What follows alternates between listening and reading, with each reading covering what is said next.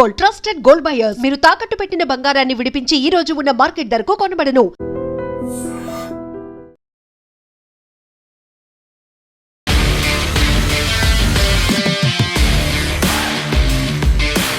నమస్తే, నేను Kavitha. Welcome to I dream. మనతో పాటుగా ఉన్నారు మన తెలంగాణ ఎడిటర్ దేవులపల్లి అమర్ గారు. అమర్ గారు నమస్కారం అండి.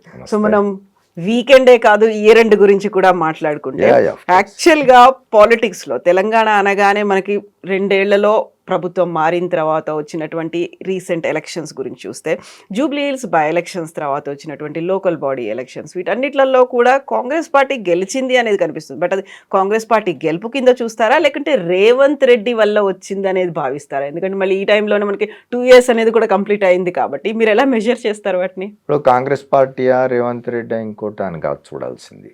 ఎప్పుడైనా ఒకటి గుర్తుపెట్టుకోవాల్సింది ఏంటంటే, లోకల్ బాడీస్ ఎప్పుడు కూడా గవర్నమెంట్ అనుకూలంగానే వస్తాయి ఫలితాలు చాలా వరకు. ఎందుకంటే ఇంకా 3 సంవత్సరాలన్నది ఈ కాంగ్రెస్ పార్టీ ప్రభుత్వం, ఇంకా 3 సంవత్సరాలు ఉంటుంది ఎన్నికలకి, ఇంకా 3 సంవత్సరాలన్నది. 3 సంవత్సరాల పాటు ప్రతిపక్షంలో ఉండి సాధించగలిగేది ఏమి ఉండదు, కష్టం అవుతుంది. కాబట్టి సహజంగానే ఒకటేమో ఇవి రాజకీయ పార్టీలతో సంబంధం లేని ఎన్నికలు, అంటే రాజకీయ పార్టీల పేరు మీద పోటీ చేసేవి కాదు, ఆ గుర్తుతో జరగట్లేదు. లెక్కలు చెప్తాం మనం తర్వాత, కానీ ఆ గుర్తు మీద పోటీ చేయరు. ఇప్పుడు కాంగ్రెస్ పార్టీ గుర్తు చేతి గుర్తు, అదే బీఆర్ఎస్ పార్టీ గుర్తు కారు, వాటి ప్రాతిపదికన జరగవు ఎన్నికలు, ఇండిపెండెంట్గా జరుగుతాయి. ఏం జరిగినా కూడా గెలిచిన వాళ్ళు ఎప్పుడు కూడా మెజారిటీ అధికారంలో ఉన్న పార్టీతోటే ఉంటారు. ఎందుకంటే వాళ్ళ గ్రామ పంచాయతీల్లో పనులు కావాలి, పొలిటికల్ అడ్వాంటేజ్ కానీ లేదా ఎకనామికల్గా గ్రామానికి జరగాల్సిన మంచి కానీ, వీటన్నిటికి సంబంధించి అధికార పక్షం వైపే ఎక్కువగా ఉంటారు. రెండవది, ఇప్పుడే తెలంగాణలో వాతావరణం కానీ, ఆంధ్రప్రదేశ్లో వాతావరణం కానీ, మొత్తంగా దేశం మీద వాతావరణం చూసినా కూడా పొలిటికల్గా మనం ఒక లైన్ అనేది చాలా బలంగా గీసుకొని ఉన్నాయి పొలిటికల్ పార్టీలన్నీ కూడా. గతంలో ఇట్లా ఉండేది కాదు. పొలిటికల్ ఏమంటారు, ద్వేషం అనేది ఉండేది కాదు పాలిటిక్స్లో. ఎంతసేపు మనం గెలవాలే అనే ఒక స్పోర్టివ్ స్పిరిట్ ఎక్కువ ఉండేది. ఈ వెంజెంట్ఫుల్ పాలిటిక్స్ అనేవి ఉండేవి కాదు. ఇప్పుడు అది మారిపోయి మీరు కేంద్రంలో చూసినా, రాష్ట్రాల్లో చూసినా, అట్టడుగు స్థాయికి పోయినా కూడా రాజకీయంగా ఒక బలమైన లైన్ గీసుకొని శత్రువుల్లాగా బిహేవ్ చేస్తున్నాయి రాజకీయ పార్టీలు. ఆ కారణంగా ఇవాళ గ్రామ పంచాయతీ ఎన్నికలు రాజకీయాలతో సంబంధం లేకుండా జరిగినా, రాజకీయ పార్టీల ప్రమేయం లేకుండా జరిగినా కూడా ఎవరికి వాళ్ళు క్లెయిమ్ చేసుకోవడానికి ఉంటుంది. రెండవది, అధికారంలో ఉన్న పార్టీ తప్పనిసరిగా దానికి ఉండే అడ్వాంటేజెస్ దానికి ఉంటుంది. ప్రతిపక్షంలో ఉన్న వాళ్ళకంటే అధికారంలో ఉన్న వాళ్ళకు ఉండే అడ్వాంటేజెస్ ఎక్కువ ఉంటాయి. మీరు మామూలుగా కూడా చూడండి, నాట్ ఓన్లీ గ్రామ panchayat elections, local bodies elections అనే కాకుండా ఒక పార్టీ అధికారంలో ఉన్న సమయంలో వచ్చే ఉప ఎన్నికలు దాదాపుగా అధికార పక్షానికి అనుకూలమైన ఫలితాలే వస్తూ ఉంటాయి. వ్యతిరేక ఫలితాలు వచ్చేది చాలా రేర్. మరీ ఆ ప్రభుత్వం పట్ల వ్యతిరేకత బాగా పెరిగిపోయి, లేదా ఇంకా జనరల్ ఎలక్షన్స్ ఒక దగ్గరలో ఉన్నవిగా ఇంకో 6 మాసాలే 3 మాసాలే లేకపోతే సంవత్సరం 6 మాసాల్లో ఇప్పుడు జరగవు అనుకోండి ఉప ఎన్నికలు. జనరల్ ఎలక్షన్స్ 6 మాసాల్లో ఉన్నాయంటే ఉప ఎన్నికలను 6 మాసాల్లో చేయరు, కలిపి అయిపోతుంది అప్పటికి. కానీ మామూలుగా కూడా ఒక సంవత్సరం ముందు జరిగినా కూడా మరీ ఈ ప్రభుత్వంలో ఉన్న పార్టీ బాగా అప్రతిష్ట పాలైపోయింది, పూర్తిగా ఇదైపోయింది, మళ్ళీ అధికారంలోకి రాదు అనుకుంటే ఎప్పుడన్నా ఒక ఉప ఎన్నిక ఏమన్నా ఒకటో లేదా భిన్నమైన కారణాల వల్ల ఎక్కడన్నా 1-2 అట్లా ఉప ఎన్నికలు అధికార పక్షానికి వ్యతిరేకమైన ఫలితాలు ఇవ్వచ్చు. కానీ మామూలుగా అయితే అధికారంలో ఉన్న పక్షం వైపే ఉప ఎన్నికల ఫలితాలు కానీ, ఇట్లాంటి స్థానిక సంస్థల ఎన్నికల ఫలితాలు కానీ సాధారణంగా ఉంటాయి.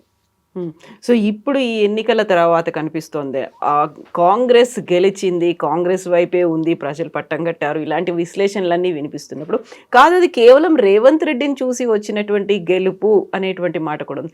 మీరు ఎలా అట్రిబ్యూట్ చేస్తారు దీన్ని? రేవంత్ రెడ్డిని చూసి వచ్చిన గెలుపు అని అంటే వ్యక్తిగా రేవంత్ రెడ్డి కాదు.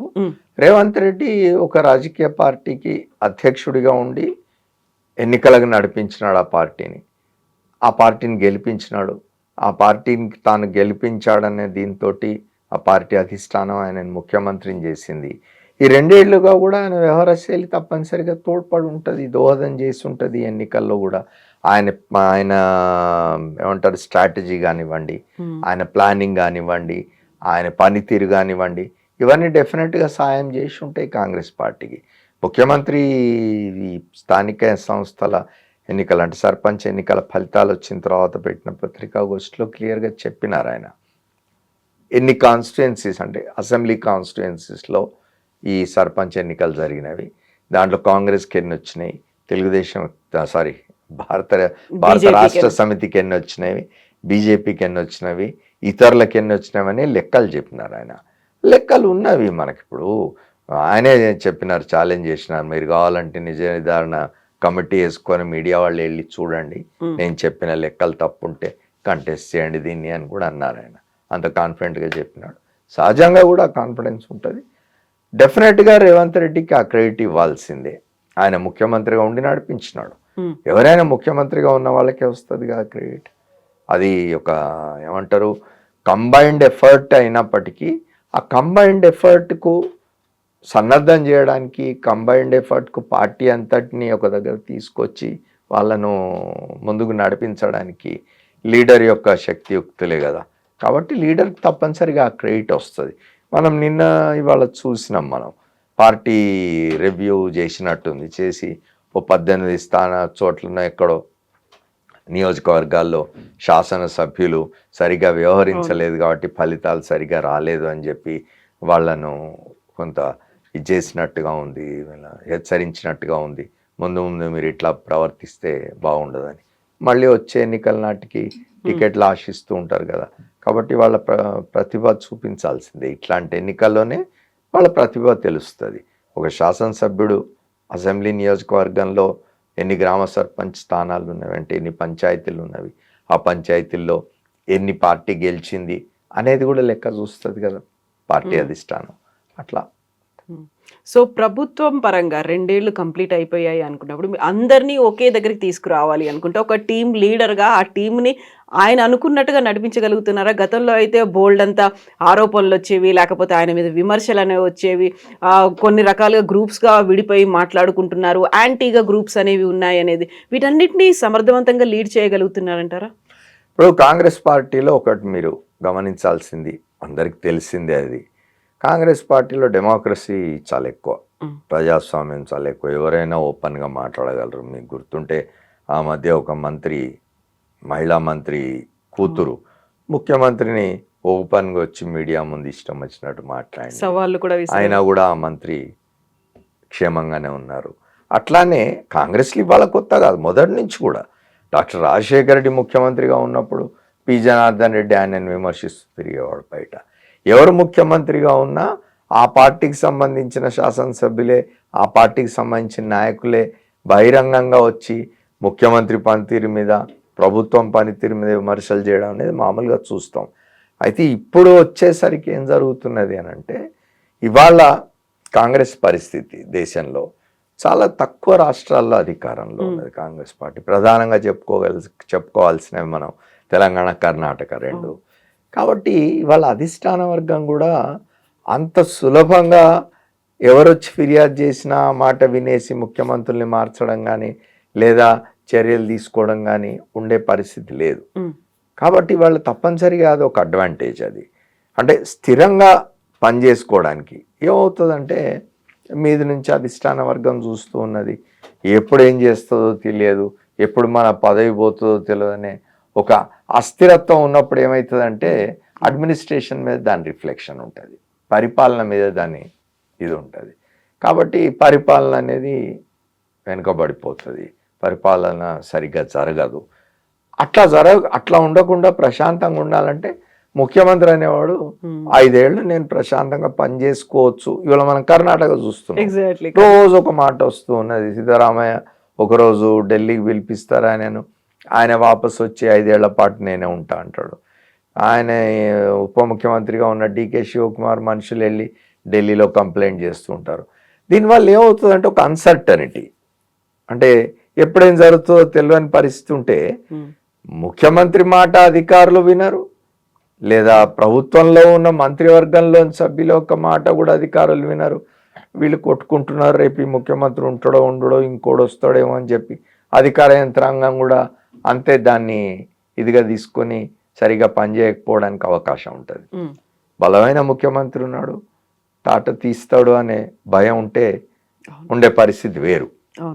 ఇప్పుడు కర్ణాటకలో ఆ రకంగా రేవంత్ రెడ్డి గారికి అడ్వాంటేజ్ అది. ఆయన ఇవాళ తెలంగాణలో ఉన్నారు. ఇప్పుడు రేవంత్ రెడ్డి గారు నిజానికి చూసినప్పుడు రేవంత్ రెడ్డి గారి కంటే కాంగ్రెస్ పార్టీలో సీనియర్లుగా ఉన్న వాళ్ళు చాలా మంది ఉన్నారు.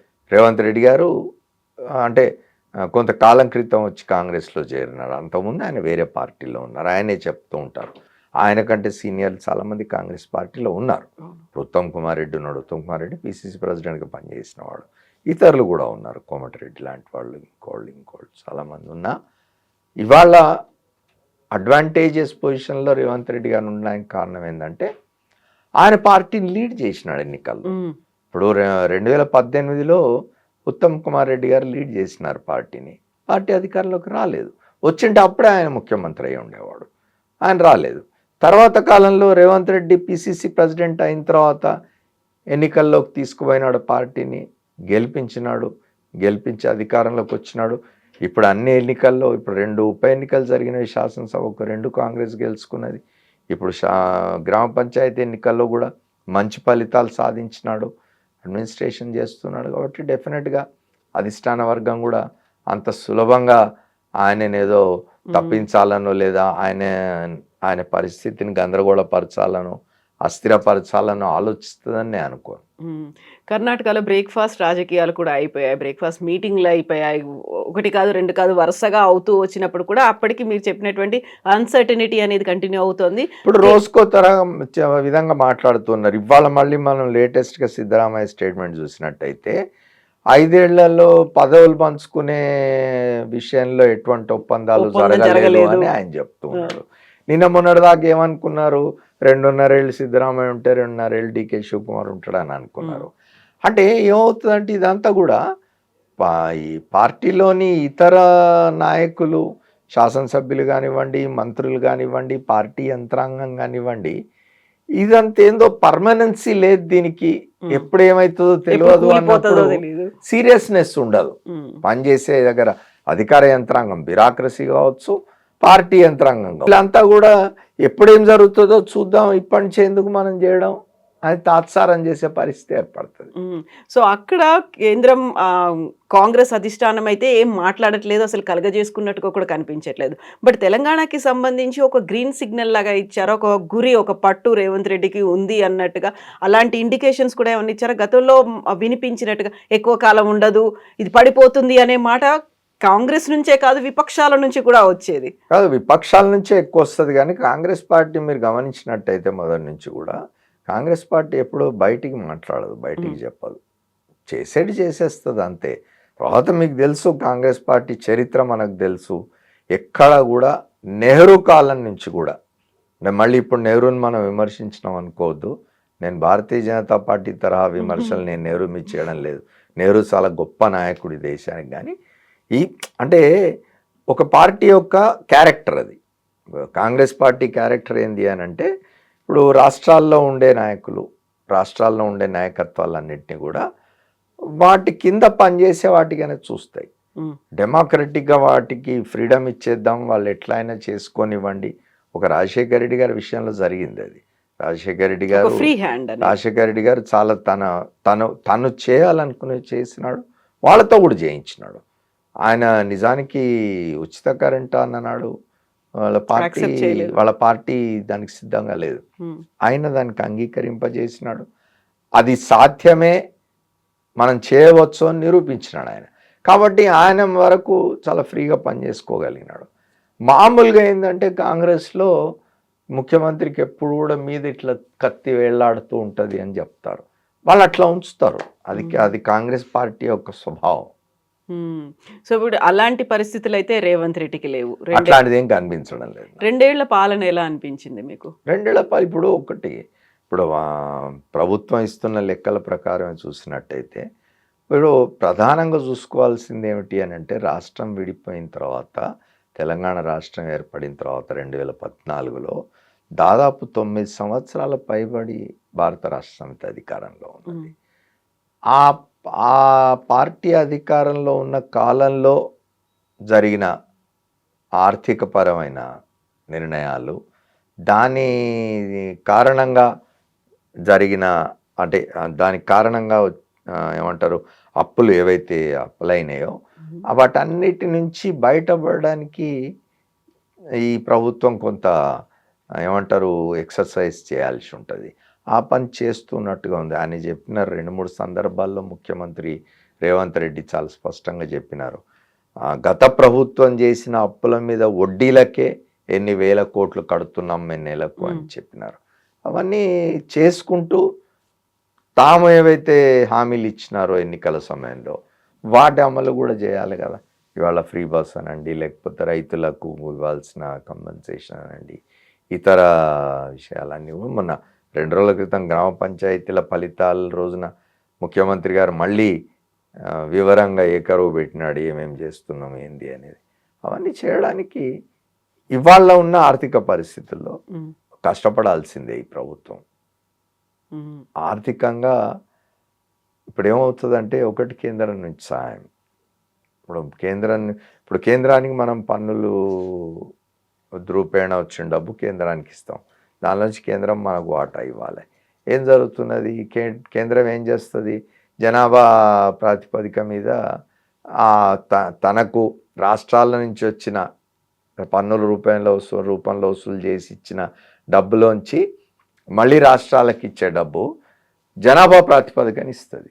ఆ ఇచ్చినప్పుడు ఏమవుతున్నదంటే, ఎక్కువ జనాభా ఉన్న రాష్ట్రాలు బీహార్ లాంటివి, యూపీ లాంటివి, ఉత్తరప్రదేశ్ లాంటివి అట్లాంటి వాటికి ఎక్కువ డబ్బు పోయి ఎక్కువ పన్నుల రూపంలో ఎక్కువ ఆదాయాన్ని సంపాదించి కేంద్రానికి ఇచ్చిన తెలంగాణ, ఆంధ్రప్రదేశ్ లాంటి రాష్ట్రాలకు తక్కువ డబ్బు వస్తుంది రిటర్న్. అది ఒక అనామలి, అదొకటి సరి చేయాల్సిన అవసరం ఉంది. అది చాలా కాలంగా చర్చ జరుగుతున్నది. రాష్ట్రాలకు కేంద్రానికి మధ్య ఇది చాలా కాలంగా నడుస్తూ ఉన్నది. మనం ఎంత ఇచ్చినామో ఆ నిష్పత్తిలో మనకు మళ్ళీ నిధులు తిరిగి రావాలి అని రాష్ట్రాలు కొట్లాడుతున్నాయి. మేము 10 రూపాయలు ఇస్తే మీరు అందులోంచి మాకు 1 రూపాయి ఇస్తున్నారు. మేము ఇచ్చిన 10 రూపాయల్లోంచి 8 రూపాయలు మీరు బీహార్కు, ఉత్తరప్రదేశ్కు ఇస్తున్నారు. ఇది అన్యాయం. ఇది మాకు రావాల్సిన వాటా పెంచాలి అని రాష్ట్రాలు చాలా కాలంగా అడుగుతున్నాయి. సో ఇక్కడ రాష్ట్రంలో తన మార్కు చూపించుకుంటున్నారా రేవంత్ రెడ్డి? గ్లోబల్ సమ్మిట్ కావచ్చు, ఆ తర్వాత మెస్సీ వచ్చిన తర్వాత ఇవన్నీ కూడా నేనేంటి అనేది చెప్పే ప్రయత్నమా? ఇవన్నీ కూడా ఇప్పుడు గతంలో బీఆర్ఎస్ ప్రభుత్వం ఉన్నప్పుడు ఇక్కడ ఈ కార్ రేసులు పెట్టినారు. ఇప్పుడు మెస్సీ వచ్చినాడు, లేకపోతే గ్లోబల్ సమ్మిట్ ఫ్యూచర్ సిటీకి సంబంధించి ఇప్పుడు ఆ గ్లోబల్ సమ్మిట్ కూడా ఎక్కడైతే ఫ్యూచర్ సిటీ అనుకుంటున్నారో అక్కడ జరిపినారు. ఇదంతా కూడా showcasing Hyderabad to the world. అయితే హైదరాబాద్కు ఉన్న అడ్వాంటేజ్ ప్లస్ అధికారంలో ఉండే పొలిటికల్ పార్టీలకు ఉండే అడ్వాంటేజ్ రెండు కూడా ఏమిటి అంటే, హైదరాబాద్ ఒక సహజ సిద్ధమైన ఇది ఉన్న నగరం. గ్రోయింగ్ ఫర్దర్, ఆల్రెడీ హైదరాబాద్ ఇప్పటికే ఇది ఒక గ్లోబల్ సిటీ, ఒక కాస్మోపాలిటన్ సిటీ. ఇంకా ఇది విస్తరించడానికి, ఇంకా పెరగడానికి చాలా అవకాశాలు. ఎందుకంటే మనకంత ల్యాండ్ ఇది ఉన్నది. ఎంత దూరమైన ఎక్స్టెండ్ కావచ్చు. మనకేమి సముద్రాలు లేవు చుట్టూ, ల్యాండ్ తక్కువ ఉన్నది లేదు. We are land locked city. కాబట్టి ఈ అడ్వాంటేజ్ పొలిటికల్ పార్టీస్ కూడా అడ్వాంటేజ్. ఎవరు అధికారానికి వచ్చినా నేనే దీన్ని ఏదో హైదరాబాద్ను నేనే నిర్మించినాను కాలర్లు ఎగిరేసుకోవాల్సిన అవసరం లేదు. మీరేం చేసినా చేయకున్నా హైదరాబాద్ ఎదుగుతుంది, పెరుగుతుంది. అయితే మీ విజన్ తోటి, మీ దీంతో కొంత దాన్ని మరింత ఇది చేయడానికి, మరింత విస్తరింపజేయడానికి, మరింత గ్రోత్కి పొలిటికల్ పార్టీలు ఉపయోగపడవచ్చు. ఆ ప్రయత్నమే రేవంత్ రెడ్డి ప్రభుత్వం కూడా చేస్తూ ఉన్నాడు. 2047 కల్లా 3 ట్రిలియన్ ఎకానమీగా తెలంగాణ రాష్ట్ర ప్రభుత్వం ఉండబోతుంది. అందుకే భారత్ ఫ్యూచర్ సిటీ కావచ్చు, గ్లోబల్ సమ్మిట్ కావచ్చు, రైజింగ్ తెలంగాణ అనేటువంటి నినాదం కావచ్చు, ఇవన్నీ నిజంగా వర్కౌట్ అవుతాయి. ఎందుకంటే ఇన్వెస్ట్మెంట్స్ని అట్రాక్ట్ చేయడం కోసం మనం ఇవన్నీ మాట్లాడతాం. ఏ రాష్ట్రంలో అయినా కూడా ఈజ్ ఆఫ్ డూయింగ్ బిజినెస్ అనండి, లేకపోతే గ్లోబల్ సమ్మిట్స్ పెట్టి ఇన్వెస్టర్స్ని ఇన్వైట్ చేయడం కానివ్వండి, సిఐఏ సమ్మిట్స్ కానివ్వండి. ఎందుకు చేస్తామనంటే ఒక ప్లేస్ ఉన్నది, ఆ ప్లేస్ ఎందుకు వస్తారు ఇన్వెస్టర్స్? నీకు అన్ని రకాలుగా అడ్వాంటేజ్ ఉంటేనే ఇన్వెస్టర్ వస్తాడు, లేని చోటికి పోరు ఇన్వెస్టర్స్ ఇవాళ. అంటే వాతావరణ రీత్యా కావచ్చు, మీకు వనరుల రీత్యా కావచ్చు, జియోగ్రాఫికల్గా కావచ్చు, ఏం చూసినా కూడా మీకు Hyderabad is the best place to. అందుకే కదా ఇప్పుడు ఇవాళ మీరు చూడండి హైదరాబాద్లో ఇప్పటికీ ఇంకా ఇతర రాష్ట్రాల నుంచి వచ్చి హైదరాబాద్లో స్థిరపడుతూ ఉన్నారు. That is the advantage of Hyderabad. So మీరు ఈ 2 ఏళ్ల పాలనకి మార్కులు ఏమంటే ఎన్ని వేస్తారు? మార్కులు ఏమేస్తామమ్మా? మార్కులు వేయడం అంటే ఇప్పుడు 10 మార్కులు ఉండి అందులో ఎన్ని మార్కులు వేస్తావు నువ్వు అని అడిగితే అట్లా మార్కులు వేయడం కాదు, కానీ ఉన్నంత వరకు బాగానే జరుగుతూ ఉన్నది. ఉన్నంత వరకు ఇప్పుడు ఉన్న ప్రభుత్వానికి హెడ్ చేస్తున్న ముఖ్యమంత్రి రేవంత్ రెడ్డి ఆయన ప్రయత్నం ఆయన చేస్తూ ఉన్నాడు. మార్కులు వేయడం కాదు, కానీ ఏ రాజకీయ పక్షమైనా అధికారంలోకి వచ్చిన తర్వాత ఆ రాష్ట్రంలో అప్పటికున్న వనరులు, అప్పటికున్న ఆదాయం, వాటి మీద ఆధారపడి పనిచేయాల్సింది. ఆ మేరకు మంచి పని చేస్తున్నది ప్రభుత్వం అని అనిపిస్తుంది. Yes, sir. Thank you so much. Thank you. And for more videos, Please subscribe to iDream. Please subscribe to iDream. Please subscribe iDream. And please subscribe to iDream. For more videos, subscribe to iDream. please like, share, and subscribe to the channel. Congratulations, iDream. subscribe to iDream. Subscribe to iDream. So subscribe to iDream Media. iDream ki iDream team అందరికి huge congratulations. Please subscribe iDream Media. Please subscribe to iDream. Subscribe iDream. Please subscribe to iDream. iDream అంటే నా కళల channel subscribe చేసుకున్న నోరు తిరుగుతలేదు, మీరైతే గంట గుర్తు కొట్టండి. For more such videos, please subscribe to iDream. Subscribe to iDream. Please subscribe to iDream. Please subscribe iDream Media. Please do subscribe to iDream. Please subscribe to iDream Media. For best entertainment and information, please subscribe iDream. And don't forget to subscribe to iDream.